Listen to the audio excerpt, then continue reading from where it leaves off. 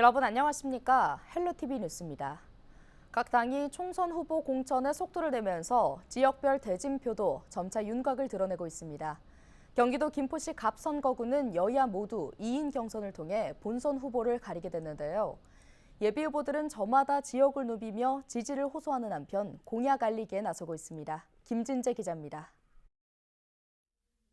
더불어민주당 김주영 의원이 현역으로 있는 경기 김포시 갑선거구 22대 총선을 앞두고 민주당에서는 재선에 도전하는 김주영 의원과 정청래 의원실 보좌관 출신인 송지원 예비후보가 경선에서 맞붙습니다. 김주영 의원은 최근 편의점 1일 아르바이트 체험에 나서는가 하면 주민 간담회를 연달아 개최하며 유권자들과 접촉을 늘리고 있습니다. 지난 17일에는 선거사무소 개소식을 열고 본격적인 총선 체제에 돌입했습니다. 송지원 예비후보는 지난달 말 선거사무소를 열고 이름과 공약 알리기에 한창입니다. 특히 이달 13일부터 9호선 직결 추진 등 교통대책이 담긴 1호 공약을 발표한 데 이어 체육시설 건립과 둘레길 조성 등 2, 3호 공약을 연달아 공개했습니다. 국민의힘은 지난 19일 박진호, 김보연 예비후보의 경선을 결정했습니다. 김포가 방협위원장을 지낸 박진호 예비후보는 지역 내 각종 직능단체와 주민단체를 만나며 지지층 결집에 나서고 있는 상황. 특히 올해 초 정부의 5호선 연장 조정안에 김포 감정역이 반영된 점을 성과로 내세우며 5호선 김포경찰서역 신설과 서울 2호선 고촌 연장 등을 공약으로 제시했습니다. 대통령실 부속실 선임 행정관 출신인 김보연 예비후보는 한국 자벌드와 국제 스케이트장을 김포에 유치해야 한다고 목소리를 높이는 한편 지역과 중앙을 오가며 김포 현안 알리기에 한창입니다. 지난 16일에는 인하대 메디컬 캠퍼스 조성과 관련해 김포시와 인하대, 대한항공 간 3자 협의를 주선하기도 했습니다. 한편 이달 초 여론조사 전문기관 리얼미터가 인터넷 언론 미디어 트리뷴 의뢰로 김포시 갑선거구에 거주하는 만 18세 이상 남녀 500명을 대상으로 조사한 결과 국민의힘 후보 적합도는 박진호 예비후보가 31.4%, 김보연 예비후보가 10%로 나타났습니다. 점차 총선 대진표 윤곽이 드러나는 가운데 김포 갑선거구에서는 본선행 티켓을 두고 여야 후보들 모두 2인 맞대결 경선으로 전초전을 치르게 됐습니다. 헬로티비 뉴스 김진재입니다. 부평 제1113 공병단 부지개발 사업자 선정 공모에서 탈락한 업체가 법원에 우선 협상 대상자 선정 효력 진행 정지 가처분 신청 기각에 항소했습니다. 하나증권 컨소시엄의 프로젝트 매니저사인 삼조테크는 최근 인천지방법원에 항소장을 제출했다고 밝혔는데요. 앞서 인천지법은 지난 8일 삼조테크가 차준택 부평구청장을 상대로 제기한 우선협상 대상자 선정 효력 진행 정지 가처분 신청을 기각한 바 있습니다. 이에 삼조테크 측은 모든 평가에서 우수한 점수를 받았음에도 지자체의 불합리한 행정으로 막대한 피해를 입었다며 피해 규모만도 20억 원에 달해 이를 법원에 제출했다고 전했습니다. 인천시 교육청은 지역 내 중고등학생들의 진로 설계를 돕는 꿈을 디자인하는 진로 진학 직업 로드맵을 제작했다고 밝혔습니다. 꿈을 디자인하는 진로 진학 직업 로드맵은 중학교용과 일반 고용, 직업계 고용 등 3종으로 제작되는데요. 특히 관심 있는 분야의 진로와 진학, 직업 관련 정보를 쉽게 찾아볼 수 있도록 로드맵에 QR코드도 포함했습니다. 교사는 학생들의 1:1 맞춤형 상담 자료로 로드맵을 활용하고 인천사이버진로교육원의 온라인 시스템을 통해 학생별 진로 설계 상황을 관리할 수 있습니다. 시교육청은 이달 중 각급 학교에 로드맵을 배포해 학생 개인별로 활용할 수 있도록 하고 자료 활용에 이해를 돕기 위한 교사 학부모 연수도 개최할 예정입니다. 부천시가 중대산업재해를 막기 위한 종합계획을 추진합니다. 이번 계획에는 안전보건관리체계 통합 지침과 안전경영 방침 작성, 안전 관련 규정 개정, 도급사업 점검 등 관련 내용이 포함되는데요. 이에 따라 부천시는 직원 교육을 확대하고 비상 대응 훈련을 지원하는 등 중대재해에 대한 역량을 강화해 나갈 방침입니다. 부천시는 또 지난 2022년 중대재해처벌법이 처음 시행된 이후 한 건의 사고 사례도 발생하지 않았다고 전했습니다.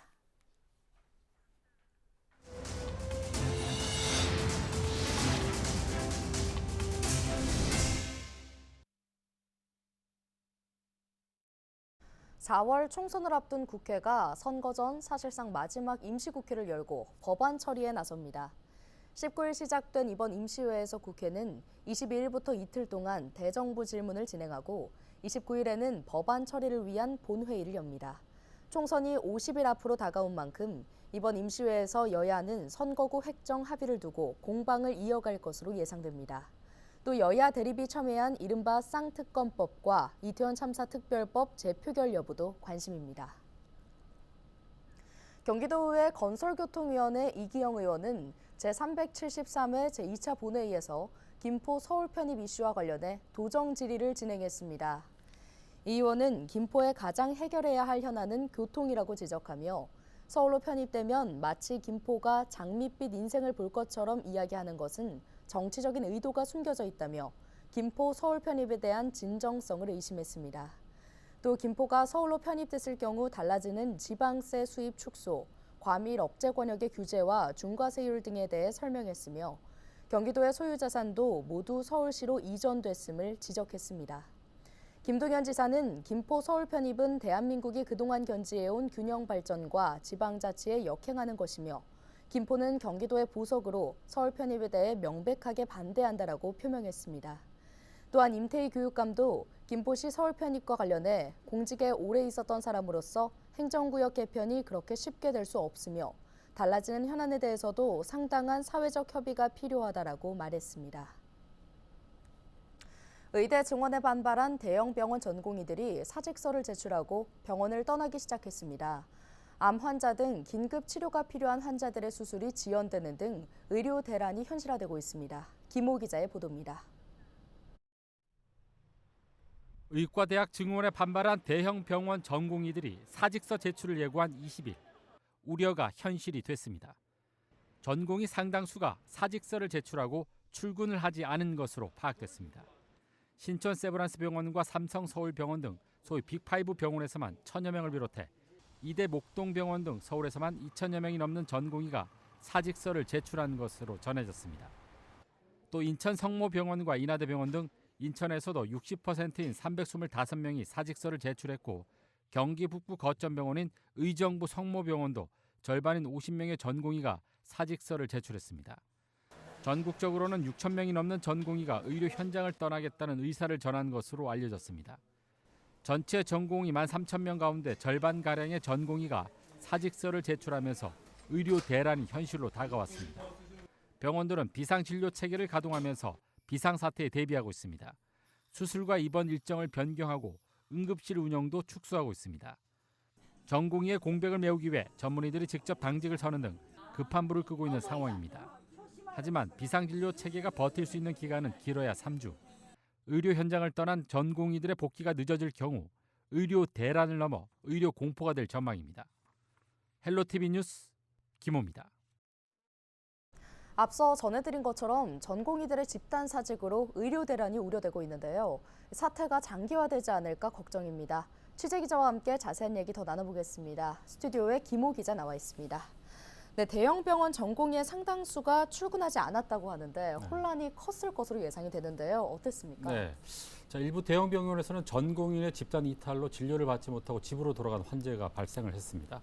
그나마 외래 진료 등 비교적 가벼운 질병은 진료를 연기할 수 있지만 각종 암과 장기 이식, 출산 등 수술이 필요하거나 응급을 요하는 환자들은 발을 동동 굴러야 할 수밖에 없었습니다. 실제로 서울 지역 대형 병원을 중심으로 오늘 하루 수십 건의 수술이 연기되면서 환자들의 불만이 쏟아졌는데요. 환자들은 치료를 받지 못할까 걱정을 하면서도 환자를 생각하지 않는 의사들의 집단 행동에 불통을 터뜨리고 있습니다. 환자 보호자 이야기 한번 들어보시죠. 아니 불편하죠. 환자 입장에서는. 의사들 뭐 자기 입장만 생각하는 것 같고 국민들은 안중에도 없는 것 같아요. 장기화되길 않기를 바라는 거죠. 환자 입장에서. 환자가 있는 입장에서는 상당히 안 좋은 것이고 환자가 또 좀 안 좋은 상태이기 때문에 만약에 의료진이 이렇게 해서 치료를 못 한다고 보면 상당한 몸에 이상이 올 텐데 그 누가 책임질 거예요? 네, 상황이 심각해 보이는데요. 병원들은 어떤 대책을 마련하고 있나요? 네, 병원들은 우선 비상진료 체계에 돌입했습니다. 전공의들이 이탈한 병원들은 의료 공백을 최소화하기 위해서 진료나 수술 일정을 변경하고 있는데요. 환자들의 응급과 중증도에 따라서 수술을 취소하거나 연기하는 등 피해를 최소화하는 데 주력하고 있습니다. 또 응급실 운영을 최소화하고 있고 전공의들의 빈자리에 전문의 등 대체 인력을 투입하는 등 의료 공백을 메우고 있습니다. 하지만 이 같은 비상 진료 체계가 버틸 수 있는 기간이 최대 3주 정도여서 사태가 장기화될 경우 의료 대란은 불가피할 전망입니다. 자, 천원미 이대 목동병원 교수 이야기 한번 들어보시죠. 이제 전공의들이 하던 뭐 레포트 쓰는 거라든지 환자 수술의 이제 관리 그런 거 전부 다 교수가 해야 되니까 수술이 아무래도 미뤄질 거나 늦춰질 수밖에 없겠죠. 왜냐하면 두세 사람이 하던 걸 혼자 해야 되니까. 네, 지금의 의료 대란이 장기화될 경우 환자들의 고통이 클 것 같은데요. 그렇다면 정부는 또 어떤 대책을 마련하고 있나요? 네, 정부는 먼저 중증 환자와 응급 환자가 치료를 받지 못할 경우 전국 응급의료기관 409곳에서 치료를 받을 수 있도록 신속한 이송을 지원하기로 했습니다. 또 오는 5월까지 단계적으로 문을 열 예정이었던 광역 응급상황실 4곳을 조기에 가동하고 응급의료기관의 24시간 응급실 운영 여부도 추진하고 있습니다. 또 지방의료원 등 공공보건의료기관 97곳을 중심으로 진료 시간을 확대하고 국군병원 12곳의 응급실을 일반인에게 개방하는 등 진료 공백을 메우기 위한 다양한 대책을 마련하고 있습니다. 하지만 이 같은 정부의 대책 역시 사태가 장기화되면 한계에 부딪힐 수밖에 없기 때문에 하루빨리 사태가 마무리되길 바랄 수밖에 없는 상황입니다. 네, 오늘 말씀 여기까지 듣겠습니다. 김호 기자였습니다.